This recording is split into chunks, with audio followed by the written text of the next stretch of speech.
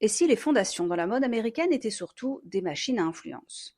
En novembre 2022, Kim Kardashian a reçu le tout premier prix de l'innovation des Fashion Awards de la CFDA, une sorte d'Oscar de la mode américaine. La femme qui anime la soirée est aussi la co-directrice d'une fondation avec celle qui co-détient la marque Skims de Kim Kardashian. Un autre investisseur de Skims a siégé au jury du concours qui finance les jeunes créateurs et la plateforme technologique du CFDA est liée au propre conseil d'administration de Skims.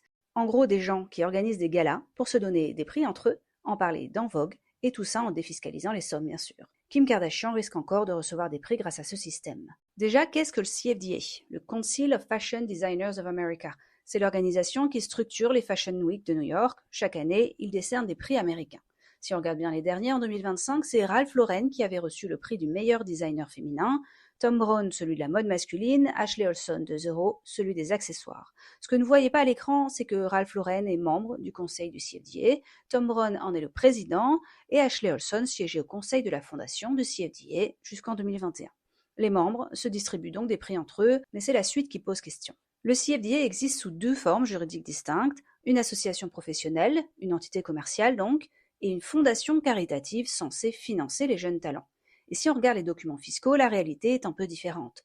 La fondation caritative avance entre 2,5 et 6,9 millions de dollars par an à l'association professionnelle pour couvrir ses frais de fonctionnement, les salaires, les cérémonies de remise de prix.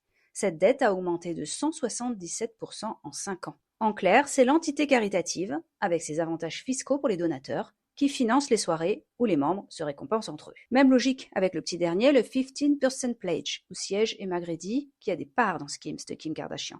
Cette entité a été lancée en 2020 pour aider les créateurs afro-américains à accéder aux grandes enseignes. Mais regardons les chiffres. L'organisation a dépensé 1,35 million de dollars pour organiser son gala annuel et distribué environ 132 000 dollars en bourse. Elle communique en plus sur 14 milliards de dollars redistribués. Sauf que ces 14 milliards de dollars, elle ne les a jamais touchés. C'est une projection théorique. Si les 35 entreprises signataires consacraient 15% de leur achat à des marques noires, voilà ce que ça pourrait représenter, en théorie donc.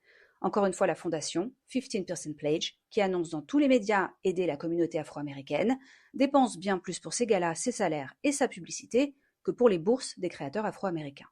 Entre les sommes d'aide communiquées et ce qui est effectivement distribué, on observe un ratio de 1 pour 10 000. Ce qui est frappant dans cet écosystème, c'est la circularité. Vogue couvre 15% Pledge, Vogue est signataire de 15% Pledge, et le fonds Imaginary Venture co-investit dans Skims et dans la plateforme technologique du CFDA, et Condé Nast, la maison de Vogue, aurait lui-même investi dans une marketplace mode aux côtés du même fonds. Enquête complète dans le Nouveau Bureaucrate.